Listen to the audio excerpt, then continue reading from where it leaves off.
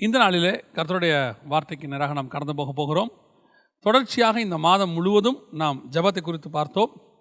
இன்றைக்கும் கடைசி நாளில் நாம் ஒரு ஜெபத்தை பற்றி பார்க்க போகிறோம். அதுவும் மிக முக்கியமான ஒரு ஜெபம். என்ன அப்படின்னு சொன்னால், லூக்கா எழுதின சுவிசேஷம் 22ஆம் அதிகாரம் 44வது வசனம். அவர் மிகவும் வியாகுலப்பட்டு அதிக ஊக்கத்தோடு கூட ஜெபம் பண்ணினார். அவருடைய வேர்வை இரத்தத்தின் பெருந்துளிகளாக தரையிலே விழுந்தது.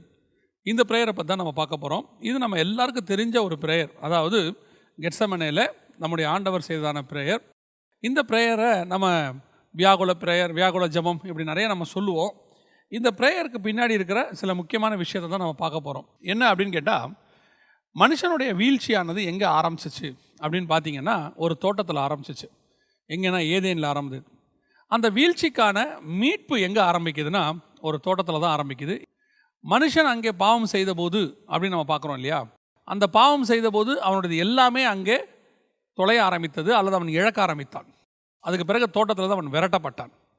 இப்போது இந்த இடத்துல பார்த்தீங்கன்னு சொன்னால், அவர் தோட்டத்திலேருந்து இழுத்து கொண்டு போகப்படுகிறார். விரட்டப்பட்டதுக்கும் இழுத்து கொண்டு போகப்படுறதுக்கும் வித்தியாசம் இருக்குது. இந்த இடத்துல தான் மனுஷனுடைய மீட்பு ஆரம்பிச்சிருச்சு அப்படின்னு நம்ம பார்க்குறோம். எதை வச்சு சொல்கிறோம்? இப்போ நம்ம வாசித்த வசனத்தில் வேர்வை இரத்தத்தின் பெருத்துளிகளாக, அதாவது அந்த வேர்வை துவாரத்தின் வழியாக வேர்வைக்கு பதிலாக ரத்தம் வருது. இயேசு கிறிஸ்து ரத்தம் சிந்த ஆரம்பித்து விட்டார். இங்கேயே ரத்தம் சிந்த அவர் ஆரம்பிச்சிட்டார். ஸோ இந்த இடத்துல ரத்தம் சிந்த ஆரம்பித்த உடனே தோட்டத்தில் மனுஷன் செய்த பாவத்துக்கு தோட்டத்திலிருந்து மீட்பு ஆரம்பிச்சிருச்சுன்னு அர்த்தம். இது ஒரு வகையில் தேவனுடைய திட்டம். ஏதேன் என்பதற்கு மகிழ்ச்சியான தோட்டம் அப்படின்னு அர்த்தம். அந்த தோட்டத்துக்கு மகிழ்ச்சின்னு பேர். கெத்செமனே என்பதற்கு ஒலிவ பழம் பிழிவது போல் அப்படின்னு அர்த்தம், அல்லது ஒலிவ பழம் பிழிகிற இடம் அப்படின்னு அர்த்தம். இந்த ஒலிவ பழம் பிழிகிறத பற்றி நம்ம நிறைய இடத்துல சொல்லியிருக்கிறோம். என்னென்னா, ஊழியக்காரனுடைய உபத்திரவம் அனுபவம் அப்படின்னு சொல்லி பார்த்துருக்குறோம். அதாவது நீங்கள் ஆசாரிப்பு கூடாரத்தில் பார்த்தீங்கன்னு சொன்னால், அந்த குத்து விளக்கில் ஒலிவ எண்ணெய், பிழியப்பட்ட ஒலிவ எண்ணெய்ன்னு இருக்கும். அந்த விளக்கு என்பது இயேசு, பிழியப்பட்ட ஒலிவ எண்ணெய் என்பது இயேசு கிறிஸ்துனுடைய உபத்திரவம். இந்த உபத்திரவத்தின் வழியாக வரக்கூடியதான, அதன் மூலமாக வரக்கூடியதான உபதேசம், அதை தான் அப்போஸ்தலர் உபதேசம் நம்ம சொல்கிறோம். ஸோ இங்கே இந்த கெத்செமனே என்பதற்கு ஒலிவ பழம் பிழியப்படுகிற இடம் அப்படின்னு அர்த்தம் நம்ம பார்க்குறோம். ஸோ இங்கே தான் மீட்பு ஆரம்பிக்குது. இந்த ஜெபத்தில் மிக முக்கியமாக இயேசு செய்கிற ஒரு சில விஷயங்கள் என்ன அப்படின்னு கேட்டால், நாம் என்ன பட போகிறோம், என்ன பாட அனுபவிக்க போகிறோம் எல்லாம் அவருக்கு முன்னாடியே தெரியுது. இப்போ இந்த ஜெபத்தை அவர் எதுக்கு ஏறெடுக்கிறார் அப்படின்னு கேட்டிங்கன்னா, ஒன்று, பிதாவின் இடத்துல அதற்கான பலத்தை கேட்கிறார். அந்த பலத்தை கேட்கும் போது கூட அவருடைய தாழ்மையை பாருங்க. அந்த ஜெபத்தில் அவர் சொல்கிறாரு, ஆகிலும் என் சித்தத்தின்படி அல்ல, உம்முடைய சித்தத்தின்படி. இப்போ நீங்கள் இதுக்கு முன்னாடி, இதே சம்பவத்துக்கு முன்னாடி அவர் புறப்படுற இடத்துல ஒன்று நடக்குது. இது எதில் இருக்குன்னா, யோவான் 13 இருக்குது. அந்த புறப்படுற இடத்துக்கு முன்னாடி தான் அந்த கம்யூனியன் நடக்குது. எல்லாருடைய பாதங்களையும் அவர் கழுவுறார், நம்ம பார்க்குறோம், கால்களை கழுவுறார். அந்த இடத்துல நீங்கள் பார்த்தீங்கன்னு சொன்னால், பிதா தனக்கு எல்லாவற்றையும் ஒப்பு கொடுத்தார் என்பதை அறிந்து பிதா அவர்கிட்ட என்ன பண்ணிட்டாராம், எல்லாத்தையும் ஒப்பு கொடுத்துட்டாராம். 13ஆம் அதிகாரம் யோவான் எழுதின சுவிசேஷம் 1, 2, 3 வசனங்களை வாசிச்சிங்கன்னா அங்கே இருக்கும், பிதா தனக்கு எல்லாவற்றையும் ஒப்பு கொடுத்தார் என்பதை அறிந்து. இப்போ அவர் என்னவா இருக்கிறாரு, பிதாவுக்கு ஈக்குவல் ஆகிட்டார். பிலிப்பியரில் வாசிக்கிறோம் இல்லையா, தேவனுக்கு சமமாக இருந்தும் அந்த இடத்துக்கு இவர் வந்துட்டார். இப்போ எல்லாத்தையும் பிதா ஒப்பு கொடுத்துட்டாரு. ஒப்பு கொடுத்துட்டு பிதா இவரை பார்க்குறாரு. இப்போ என்ன பார்க்குறாரு, என்னுடைய சித்தம் ஒன்றை அடிக்க ஒப்பு கொடுப்பது. ஏன்னா மனுக்குலத்தினுடைய மீட்பு அதுதான் அவருக்கு திட்டம், அதான் பிளான். அதான் அவர் இயேசு கேட்குறாரு, இதுதான் பாத்திரமா, வேறு பாத்திரம் இருக்குமா அப்படின்னு அவருக்கு வேறு வழி இருக்குதா அப்படின்னு கேட்குறாரு. ஸோ இந்த இடத்துல பிதாவுடைய சித்தம் இதான் நல்லா தெரிஞ்சிருச்சு. இப்போ யோசிச்சு பாருங்களேன், நம்மக்கிட்ட எல்லா அதிகாரம் வந்த பிறகு, இன்றைக்கி சில வீடுகளை நீங்கள் பார்த்தீங்கன்னா, அப்பா வீட்டை நடத்துகிற வரைக்கும் பையன் அமைதியாக இருப்பார். அப்பா ரிட்டையர் ஆகிட்டு பையன் சம்பாதிக்க ஆரம்பித்து, பையனுக்கு 2 பசங்க வந்த உடனே, குடும்ப தலைவராக பையன் இருக்கும்போது பார்த்தீங்கன்னா, ஆட்டோமேட்டிக்காக பையனுடைய வாய்ஸ் ரைஸ் ஆகும். அப்பாவை பார்த்து சொல்வார், நீங்கள் கொஞ்ச நேரம் சும்மா இருங்கப்பா, உங்களுக்கு ஒன்றும் தெரியாது அப்படிம்பார்.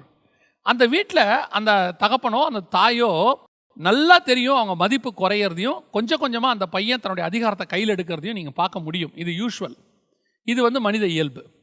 இந்த இடத்த நீங்கள் நல்லா கவனிச்சு பாருங்கள். இயேசுகிட்ட எல்லா அதிகாரமும் கொடுத்தாச்சு. கொடுத்த பின்பு பிதா இதை அனுமதிக்கிறார். இது இயேசுவுக்கு மிகப்பெரிய சோதனை. என்ன சோதனை அப்படின்னா, பிதா ஒப்பு கொடுத்த பின்பு பிதாவின் சித்தத்தை செய்வது. ஆகிலும் என் சித்தத்தின்படி அல்ல, உம்முடைய சித்தத்தை. இன்னைக்கு நம்மகிட்டையுமே ஆண்டவர் எதிர்பார்க்கிற மிக முக்கியமான விஷயத்தில் ஒன்று, நம்மக்கிட்ட சில பொறுப்புகள் ஆண்டவர் கொடுப்பார். ஆரம்பத்தில், ஊழியத்தின் ஆரம்பத்திலேயோ அல்லது ஆவிக்குரிய வாழ்க்கையின் ஆரம்பத்திலேயோ நாம் ஒன்றுமில்லாத இருக்கிற காலத்தில் ஆண்டவர் நம்ம நடத்திக்கிட்டே வரார். ஒரு பீரியடில் நம்ம நம்பி சில பொறுப்புகளை கொடுக்குறார். அது ஊழியத்தின் பாதையிலையோ அல்லது சபையோ வரங்களோ கனியோ ஏதோ ஒன்று ஆண்டவர் நமக்கு தரார். அப்போ அந்த வரத்தை கொடுக்கும்போது, ஊழியத்தில் கிரியை செய்ய ஆரம்பிக்கும் போது, அந்த வரத்தை பிதாவின் சித்தத்தின்படி நம்ம யூஸ் பண்ணுறோமா, அதான் ரொம்ப முக்கியம். எனக்கு கொடுக்கப்பட்ட சபையை ஏன் இஷ்டப்படி நடத்துகிறேன்னா, பிதாவின் சித்தப்படி நடத்துகிறேன்னா. இப்போது சபை உருவாகிற காலத்தில் நான் ஒரு உதாரணத்துக்கு தான் அதை சொல்கிறேன். ஒரு 4 ஆத்மா 3 ஆத்மா இருக்கும்போது நமக்கு எந்த விதமான வசதி வாய்ப்புகள் இல்லாத போது வானத்தையே நோக்கி பார்ப்போம். அது எல்லா ஊழியத்திலும். இப்போ எவாஞ்சலிஸ்ட் ஊழியம் வரும்போது எனக்கு கூட்டங்கள் இல்லாத காலத்தில் முழுவதும் ஆண்டவரை நோக்கி பார்ப்போம். அப்படி இருக்கும்போது அந்த கூட்டங்களுக்கு ஆண்டவர் சொல்கிற கூட்டத்துக்கு நம்ம போவோம். ஆண்டவர் என்ன எப்படி நடத்தினாலும் சரி. இப்போ என்னை வச்சே நான் உதாரணமாக சொல்கிறேன். ஆரம்பத்தில் எனக்கு ஊழியத்தை நடத்தும் போது டிக்கெட் எடுத்து கொடுக்கவே மாட்டாங்க, எதுவுமே செய்ய மாட்டாங்க, அப்படியே வர சொல்லிடுவாங்க. நாங்கள் ஓடுவோம். அப்போது அந்த காலகட்டத்தில் எதுவுமே டிமாண்ட்லாம் பண்ண மாட்டோம். ஒரு டிமாண்டும் கிடையாது. கூட்டம் கிடச்சா போதும்னு உட்காந்து போய் பேசிட்டு வருவோம். ஒரு காலகட்டம் கர்த்தர் அடுத்த கட்டத்துக்கு கொண்டு போகிறார், ஒரு உயர்வு வருகிறது. இப்போது அந்த டிமாண்ட் பண்ணக்கூடிய நிலைமைக்கு ஊழியக்காரங்க வராங்க. இப்போ இருக்கிறவங்கள நான் சொல்கிறேன், ஒரு சிலரை வராங்க. ஆனால் இப்போ ஆண்டவர் பார்க்குறாரு, இப்போ நீ பண்ணுறியா, இப்போ நீ அந்த அதிகாரத்தை எடுக்கிறியா, இப்போ நீ அன்றைக்கி இருந்த தாழ்மை உனக்கு இருக்குதா, இப்போ அதுலேயே நீங்கள் இருக்கிறீங்க அப்படின்னா இன்னும் அடுத்த கட்டத்துக்கு ஆண்டவர் உயர்த்துவார். தாழ்மை உள்ளவனே கர்த்தர் உயர்த்துகிறார், இன்னும் உயர்த்துறார். அடுத்து என்ன ஆகுது, இந்த லெவலில் இருக்கும்போது நீ எப்படி இருக்கிற, எப்படி நடத்துகிற அப்படின்னு ஆண்டவர் பார்க்குறாரு. அந்த நிலைமையிலையும் அதே தாழ்மை உங்களுக்கு இருக்கும்போது அடுத்த ஸ்டேஜுக்கு கொண்டு போகிறார். இங்கே தான் நம்ம நிறைய நேரத்தில் பிரச்சனை பண்ணுறோம். என்னது, ஒரு உயர்வு வரும்போது நம்மை அறியாமலேயே நமக்குள்ள சில பெருமைகள் வருது, சில விதமான பார்வையில் பெருமை, நடக்கையில் பெருமை எல்லாம் வருது, வார்த்தையில் சில தடித்த வார்த்தைகள் வருது. காரணம், ஊழியம் வளர்ந்துருச்சு, ஊழிய பெரிய ஆகிட்டோம் அப்படிங்கிறதான ஒரு நிலை. எனக்கு கீழே இவ்வளோ பேர் இன்ஃப்ராஸ்ட்ரக்சர் இருக்குது, அன்றைக்கி இருந்த தேவைகள் இன்றைக்கி கிடையாது, இன்றைக்கி எல்லாம் சந்திக்கப்படுது அப்படின்னு சொல்லும் போது அடுத்தவங்களை நடத்துகிற முறை ஒன்று இருக்குது. அன்னைக்கு நடத்தின முறை எப்படி, இன்றைக்கி நடத்துகிற முறை எப்படி அப்படிங்கிறது ஒன்று இருக்குது. இதை யார் பார்க்குறாங்களோ இல்லையோ தேவன் பார்க்குறாரு. தேவன் பார்க்க பார்க்க அந்த நிலைமையிலையும் நீங்கள் அப்படியே கரெக்டாக இருக்கிறீங்க, அதே தாழ்மை உங்களுக்குள்ளே இருக்குன்னா அடுத்த லெவலுக்கு உயர்த்துறார். அது ஒரு வகையில் உயர்வதற்கும் காரணமாக இருக்குது. இன்னொரு வகையில் நீங்கள் பிதாவின் சித்தத்தை செஞ்சுக்கிட்டே இருப்பீங்க. ஆண்டவர் சொல்கிறத இப்படி இந்த தடித்த வார்த்தைகள் அல்லது பெருமை வர ஆரம்பித்த உடனே சுயசித்தம் வந்துடும். ஏன்னா பிதா ஒதுங்கிடுவார், சுயசித்தம் வந்துடும். அதுக்கப்புறம் நான் சொல்கிறேன் நீ செய் அப்படிங்கிற வார்த்தை நல்லா வரும். நான் உனக்கு சொல்கிறேன் நீ செய். அதுக்கப்புறம் என்ன வரும் அப்படின்னா, நம்ம இப்படி பண்ணால் என்ன, நம்ம இப்படி பண்ணால் என்ன, நம்மளே யோசிக்க தொடங்குவோம். ஒரு காலகட்டம் வரைக்கும் கர்த்தர் சொல்கிறாரா, கர்த்தருக்கு சித்தமா அப்படின்னு நான் எப்பவும் சொல்வேன். என்னுடைய ஊழியத்தில் எனக்கு ஆண்டவர் சொல்லி கொடுத்தது, காசு இல்லாத போது பிதாவின் சித்தத்தை செய்வது ரொம்ப ஈஸி. காசு வந்த பிறகு அவருடைய சித்தத்தை செய்கிறது ரொம்ப கஷ்டம். ஏன் தெரியுமா, அன்றைக்கி காசு இல்லைன்னா வேறு வழியில் பிதாவின் சித்தத்தை தான் செஞ்சாகணும், வெயிட் பண்ண போனோம், வேறு வழி இல்லை. காசு வந்த பிறகு துருன்னு இதை செய்யலாமா, அதை செய்யலாமா, அப்படி பண்ணலாமா, இப்படி பண்ணலாமா அப்படின்னு யோசிச்சுக்கிட்டே இருப்போம். அதைத்தான் நான் சொல்ல வரேன். இப்போ இயேசுகிட்ட எல்லா அதிகாரமும் வந்துருச்சு. அதிகாரம் இல்லாத போது பிதாவின் சித்தத்தை செய்தது என்பது வேறு. இப்போ அந்த அதிகாரம் வந்துருச்சு. உடனடியாக இயேசு என்ன செய்யலாம், இந்த மாதிரி பாடலாம் என்னால் அனுபவிக்க முடியாது. இப்போ உடனே இயேசு என்ன பண்ணலாம், அத்தனை பேரையும் பாருங்கள் அவரை பிடிக்க வராங்க. பிடிக்க வந்த உடனே யாரை தேடுகிறீர்கள், நசரேயனாகிய இயேசுவை தேடுகிறோம், நான் தான் என்றான். சொன்ன உடனே அவன் பின்னிட்டு விழுந்தான்னு இருக்கு. அந்த பவர் இயேசு கிறிஸ்துக்குள்ள இருக்கிற அந்த பவர். அப்போ ஆண்டவர் நினைச்சா என்ன பண்ணுவார், ஒரு லேகியோனுக்கு அதிகமான தூதர்களை அனுப்ப என் பிதா வல்லமை உள்ளவராக இருக்கிறார். இப்போ இவருக்கே அதிகாரம் வந்துருச்சு. என்ன அதிகாரம் வந்துருச்சு, ஒரு லேகியோனுக்கு அதிகமான தூதர்களை இவரே இறக்கலாம், இறக்கி அடிங்கடான்னு சொல்லலாம். ஒரு தூதன் 1000, 2 தூதன் 10000 பேர் அடிச்சு நாசம் பண்ணிடுவான். இவர் நினைச்சா 2 தூதனை இறக்கலாம், வரும். ஏன், அதிகாரம் கையில் வந்துருச்சு. அடுத்து இவர் சொல்றார், என் ஜீவனை கொடுக்கவும் எடுக்கவும் எனக்கு அதிகாரம் இருக்கு. இப்போ இவர் சொல்றார், இப்போ கொடுக்க முடியாது அப்படின்னு சொல்றதுக்கும் இயேசுக்கு அதிகாரம் இருக்கு. ஆனால் அந்த உபத்திரவன்னு தெரிஞ்சோம், பிரச்சனைன்னு தெரிஞ்சோம், அதுக்கு நடுவில் தேவ சித்தத்தை செய்கிறோம் பாருங்க, அதுதான் பிதாவின் நம்மகிட்ட எதிர்பார்க்குற மிக முக்கியமான விஷயம். இதே அதிகாரத்தை ஒரு தடவை பிசாசு கையில் ஆண்டவர் கொடுத்தார். எல்லாத்துக்கும் மத்தியஸ்தர் ஆக்கிட்டு அவனை அப்படியே செட்டைகளில் வச்சு அழகாக சூப்பராக ஆண்டவர் ரெடி பண்ணுறாரு. இப்போ வச்ச உடனே அவன் என்ன பண்ணான் தெரியுமா, இதை விட மேலே போகணும்னு ஆசைப்பட்டான். நான் வானத்துக்கு ஏறுவேன்னு சொன்னான், சிங்காசனத்தை போடுவேன்னா. ஆனால் இயேசு பாருங்க, அதே இடத்துல இயேசு கொண்டு வச்ச உடனே அவர் அதை கொள்ளையாடின பொண்ணை எண்ணாதபடிக்கு முடிவு பரியந்தம், சிலுவையின் முடிவு பரியந்தம் தன்னை தாழ்த்தினார். எப்பவுமே மனசில் ஒன்று வச்சுக்கொள்ளுங்க, உங்களால் செய்ய முடியும்னு சொல்லும் போது நீங்கள் செய்யக்கூடாது, இயேசுகிட்ட கேட்கணும், பிதா கிட்ட கேட்கணும், நான் இதை செய்யலாமா வேணாமான்னு. செய்ய முடியாத சுச்சுவேஷனில் நீங்கள் வேறு வழியே இல்லை, நீங்கள் தேவன்கிட்ட கேட்க தான் போகிறீங்க. ஆனால் உங்களால் செய்ய முடியும், அதிகாரம் கையில் வருது, உயர்வு வருது அப்படின்னு வரும்போது ஆட்டோமேட்டிக்காக உங்களுக்குள்ள ஒரு மைண்ட் வரணும், இதுக்கு அப்புறம் தான் I must be very careful. நான் ஆண்டவர்கிட்ட ரொம்ப கேர்ஃபுல்லாக இருக்கணும், நான் அவர் சித்தமான்னு பார்க்கணும், இல்லைன்னா செய்யக்கூடாது, இல்லைன்னா நிறுத்திடணும். ஒன்றும் பிரச்சனை கிடையாது. சித்தம் இல்லாததை நிறுத்துறது ஒரு பிரயோஜனம் இல்லை. என்ன மிஞ்சி போச்சுன்னா 2 பேர் சொல்லுவாங்க, என்ன ஆரம்பிச்சுட்டு நிறுத்திட்டீங்க அப்படின்னு கேட்பாங்க. அது அவங்கள பற்றி நமக்கு கவலையே இல்லை, ஆனால் கர்த்தர் சந்தோஷப்படுவார். அவங்கள பார்த்துக்கிட்டு நீங்கள் செஞ்சிட்டீங்கன்னு வச்சுக்கோங்க, ஆண்டவரை நீங்கள் துக்கப்படுத்திடுவீங்க. மனுஷன் போனால் போகிறான், தேவன் போயிட்டாருன்னா கஷ்டம். இந்த இடத்துல வசனம் தெளிவாக சொல்லுது, ஆண்டவரே என்னுடைய சித்தத்தின்படி அல்ல உங்களுடைய சித்தம். எல்லா அதிகாரமும் வந்த பிறகு இயேசு சொல்கிறார். 2வது, இயேசுவாக இருந்தாலும் அவருக்கு என்ன தேவைப்படுது தெரியுமா? அந்த பிரச்சனை நேரத்தில், உபத்திரவத்தின் நேரத்தில் ஒரு ஜெப பார்ட்னர், ஒரு ஜெப உதவி தேவைப்படுது. அவர் இங்கே சொல்கிறாரு பாருங்க, அவ்விடத்தில் சேர்ந்தபொழுது அவர் அவர்களை நோக்கி, 40வது வசனம், நீங்கள் சோதனைக்கு உட்படாதபடிக்கு ஜெபம் பண்ணுங்கள் என்று சொல்லி அவர்களை விட்டு கல்லெறியும் தூரம் போய் முழங்கால் படியிட்டு, ஒரு பிரேயர் சப்போர்ட் எதிர்பார்க்குறாரு பாருங்க. திருப்பி வந்து 46வது வசனம், நீங்கள் நித்திரை பண்ணுகிறது என்ன, சோதனைக்கு உட்படாதபடிக்கு எழுந்திருந்து ஜெபம் பண்ணுங்கள் என்றார். அப்போ இயேசு கிறிஸ்துவா இருந்தாலும் உபத்திரவத்தின் நேரத்தில் கூட ஜெபிக்கிற ஒரு ஆள் ஒருத்தர் தேவை. இப்போ நீங்க உபத்திரவத்தில் இருக்கும்போது யாராவது ஒருத்தர் உங்களுக்கு ஜெபம் பண்ணணும்னு நினைக்கிறீங்க, நீங்களே என்ன பண்றீங்க, ஒரு ஊழியக்காரருக்கோ ஊழியங்களுக்கோ ஃபோன் பண்ணி நான் அந்த மாதிரி பிரச்சனையில் இருக்கிறேன், எனக்காக ஜெபம் பண்ணுங்க அப்படின்னு சொல்றீங்க இல்லையா? அப்போ கண்டிப்பாக உங்களுக்கு என்ன பண்ணுது, என்னுடைய பிரச்சனையில யாராவது கூட ஜெபம் பண்ணா நல்லா இருக்கும்னு தோணுது. சரி, இது ஒரு பார்ட் இருக்கட்டும். யாராவது பிரச்சனையில இருக்கிறாங்கன்னு தெரிஞ்சு நீங்க ஜெபம் பண்ணியிருக்கிறீங்களா?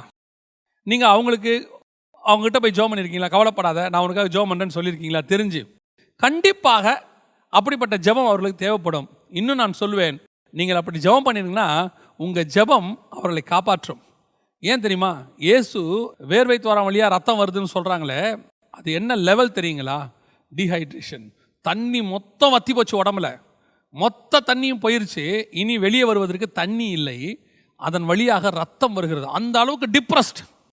இயேசு டிப்ரெஷன் உச்சத்தில் இருக்கிறாரு. அவர் எக்ஸ்பெக்ட் பண்ணது என்ன தெரியுமா? கூட எனக்கு யாராவது ஜெபம் பண்ணுவாங்களா? நான் சொல்லுவேன், இந்த டிப்ரெஷன் லெவலில் இருக்கும்போது ப்ரேயர் பண்ணுறதுக்கு ஒரு சப்போர்ட்டிவான ஒரு ஆள் கண்டிப்பாக தேவை. நீங்கள் பைபிளில் பாருங்கள், சிறைச்சாலையில் அடைக்கப்பட்ட போது பவுலுக்கு கூட ஒரு ஆள் இருந்தார், கூட சேர்ந்து ஜெபிக்கிறதுக்கு. இப்போ பேதுரு சிறைச்சாலையில் இருந்தபோது ஒரு கூட்டம் வெளியே ஜெபம் பண்ணிக்கிட்டு இருந்துச்சு. எலியா டிப்ரெஷன் உச்சத்தில் அந்த சூறைச்செடிக்கு கீழே இருக்கும்போது ஒரு தூதன் வந்து அவனை தேற்றுகிறான்.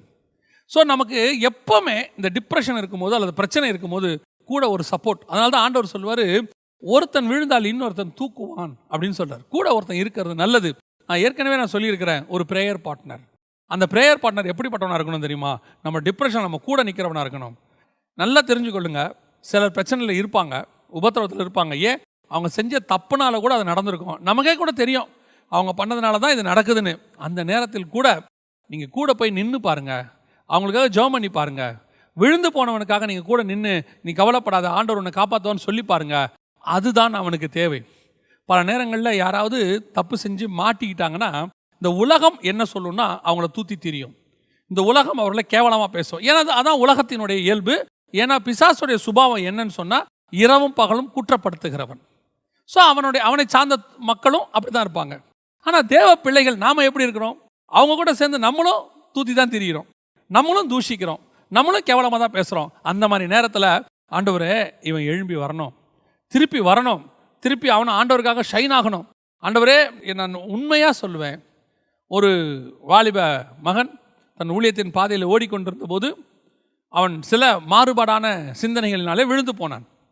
விழுந்து போன போது அநேகர் அவனுடைய குறைகளை சொல்லி கொண்டிருந்த காலகட்டத்தில் நான் உண்மையாய் அவனுக்காக ஜெபம் பண்ணேன். அவனுக்கு நான் ஜெபம் பண்ணது அவனுக்கு தெரிய வாய்ப்பு இல்லை, அது யாருன்னு தெரிய வேண்டிய அவசியமும் இல்லை. நான் அவனுக்காக உண்மையாக ஜெபம் பண்ணேன். ஆண்டவரே, அவன் ரொம்ப பாடுபட்டு கஷ்டப்பட்டு இந்த இடத்துக்கு வந்திருக்கிறான், அவனுடைய வீழ்ச்சி அநேகருக்கு ஒரு பாடமாக மாறிடும், தயவு செஞ்சு அவனை நீங்கள் காப்பாற்றணும் அப்படின்னு சொல்லி நான் ஜெபம் பண்ணேன். எதுக்கு சொல்கிறேன் தெரியுமா? கீழே தள்ளுவதற்கு இந்த உலகத்தில் கோடிக்கணக்கானவர்கள் இருக்கிறார்கள், தூக்கி நிறுத்துறதுக்கு ஆண்டவர் தான் இருக்கிறார். அடுத்து ஆண்டவருடைய மக்கள் நாம் இருக்கணும். அந்த சப்போர்ட்டிவாக உட்காந்து முழங்கால் படிக்கிட்டு ஜெபம் பண்ணுற மாதிரி அந்த சூழ்நிலையில் கூட நிற்கிற ஒரு ஆள் இருந்துட்டாலே நமக்கு பாதி பலன் வந்தா மாதிரி. பல நேரங்களில் நம்ம தேவ பிள்ளைகள் தான், ஆவிக்குரியவர்கள் தான், பரிசுத்தாவியில் நிரம்பி இருக்கிறவங்க தான். ஆனால் உபத்திரம் வரும்போது ஒரு மனுஷனை தேடுறோம் பார்த்தீங்களா? யாருக்கிட்டையாவது கொஞ்சம் பேசினா நல்லா இருக்குமே, அந்த சூழ்நிலையில் கடந்து போகிறவங்களுக்கு நல்லா தெரியும். சில சகோதரிமார்கள் வீட்டில் பெரிய உபத்திரவத்தில் இருப்பாங்க, பேச ஆளே இருக்காது, அதுலேயே அவங்க டிப்ரெஷன் ஆகிடுவாங்க. தனிமைப்படுத்தப்பட்டிருப்பாங்க. எனக்கு தெரிஞ்ச ஒரு மகளை அவர் திருமணமான ஒரு வாரத்திற்குள்ளாக பயங்கர வேதனைப்படுத்தி அவளை கொண்டு போய் ஒரு ரூம்குள்ளே அடைச்சிட்டாங்க. நான் சொல்லுவேன், அவளை உபத்திரவப்படுத்தினது ஒரு தப்பு, அதை விட பெரிய தப்பு அவளை ஒரு ரூமில் அடைச்சினது. ஏன் தெரியுமா? அந்த உபத்திரவத்தில் அந்த ரூமில் அடைச்சது அவளுடைய புத்தியை இது பாதிக்க செஞ்சிருச்சு. ஒருவேளை அந்த உபத்திரவம் எல்லாருக்கும் இருக்கு, அந்த உபத்திரவத்தில் அவளை மட்டும் கொஞ்சம் வெளியே விட்டுருந்தாங்கன்னா அவள் யாருக்கிட்டையாவது பேசி கொஞ்சம் ஆறுதல், இதுதான் மனுஷ இயல்பு. கொஞ்சம் பேசிட்டாலே அது கொஞ்சம் சால்வ் ஆன மாதிரி இருக்கும், கொஞ்சம் அழுதுட்டா இன்னும் கொஞ்சம் சால்வ் ஆன மாதிரி இருக்கும். யாருக்கிட்டையாவது கொஞ்சம் போய் உட்காந்து நம்ம பேசி அவங்க கூட அழுது அவங்க நம்ம கூட அழுதுட்டாங்கன்னா நம்ம பாரமே மொத்தம் போன மாதிரி இருக்கும். இது நமக்கு மட்டும் இல்லை, ஏசுநாதரே கேட்குறாரு பாருங்களேன், என் கூட சேர்ந்து கொஞ்சம் நேரம் ஜோம் பண்ணக்கூடாதா? ஒரு மணி நேரம் நீங்கள் என் கூட ஜோம் பண்ணக்கூடாது. ஏன்? நான் மிகப்பெரிய பிரச்சனையில் போகிறேன்ப்பா, எனக்கு சப்போர்ட்டிவாக ஒரு ப்ரேயர் வேணும், என் கூட என்னை தூக்கி நிறுத்துறதுக்கு என் கூடவே இருக்கிறதுக்கு ஒரு ஆள் ஒருத்தர் வேணும். இந்த மாதிரி தேவகுமாரனே தேவைப்படுதுன்னா மனுஷர்களுக்கு பிறந்த நமக்கு தேவைப்படாதா? பல நேரங்களில் நம்ம அதை தான் செய்கிறோம். யாராவது கஷ்டப்படுறாங்க, உங்கள் கூட இருக்கிறவங்க வேதனைப்படுறாங்கன்னு நினச்சிங்கன்னா ஒரு ஃபோன் பண்ணியோ அல்லது முடிஞ்சால் நேரில் போயோ, கவலைப்படாதீங்க, கர்த்தர் உன் கூட இருக்கிறாரு, உன்னை காப்பாற்றுவார், இந்த பிரச்சனைகள்லேருந்து உன்னை தூக்கி எடுக்க அவர் வல்லமை உள்ளவராக இருக்கிறாரு, இப்படி நீங்கள் சொல்லி பாருங்கள். அவர்களுக்கே அது பெரிய ஆறுதல். சில நேரங்களில் சில சகோதரிமாரை பார்த்துருக்கிறேன், அவங்க பிரச்சனையில் இருப்பாங்க, அவங்க வீட்டுக்கு நம்ம போக முடியாது. இவங்க என்ன பண்ணுவாங்கன்னா ஃபோனில் அவங்களோட கொண்டு ப்ரேயரில் பண்ணுவாங்க, அதுவே பெரிய ஆறுதல். அப்படி காப்பாற்றப்பட்டவங்க நிறைய பேர் இருக்கிறாங்க. இந்த கெத்செமனே ஜெபத்தில் எனக்கு தெரிஞ்சு நான் கற்றுக்கிட்ட 2 முக்கியமான விஷயம். 1, எந்த உபத்திரவமாக இருந்தாலும் பிதாவின் சித்தத்தை செய்யணும். 2, அந்த உபத்திரவத்தில் யாரையாவது பார்த்தோம்னா அவங்களுக்கு நம்ம கூட நிற்கணும். ஒரு சின்ன ஜெபம் தான், அவங்க தோள் மேலே கை வச்சோ தலை மேலே கை வச்சோ சின்ன ஜெபம், இல்லை கையை பிடிச்சோ ஒரு சின்ன ஜெபம், கவலைப்படாத கர்த்தர் உங்க கூட இருக்கிறார், அது அவர்களுக்கு முடிவு பரியந்தம் பேசும். அதுக்கப்புறம் அவங்க நல்லா ஆயிடுவாங்க. ஆன பிறகு கூட சொல்லுவாங்க, என் கஷ்டத்தில் நீ என் கூட இருந்த தெரியுமா? சந்தோஷத்தில் இருக்கிற எத்தனையோ பேர் நம்ம மறந்துடுவோம், கஷ்டத்தில் கூட நிற்கிறவனை ஒரு நாளும் மறக்க மாட்டோம்.